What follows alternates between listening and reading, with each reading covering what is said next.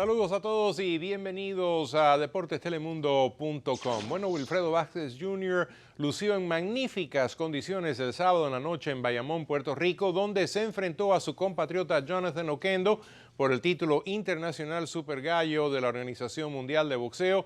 Simplemente nos impresionó su fuerza y condición física, y aunque Oquendo lo tambaleó brevemente en el quinto episodio, Vázquez lució como el de siempre en los próximos dos rounds para fulminar a su rival y de esta manera llevarse la victoria por nocaut técnico.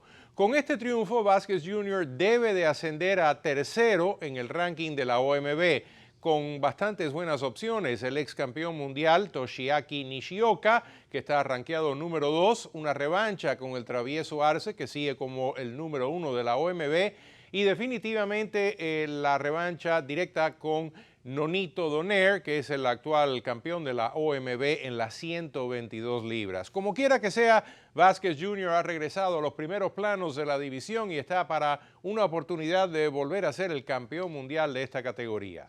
Gracias por visitarnos aquí en deportestelemundo.com.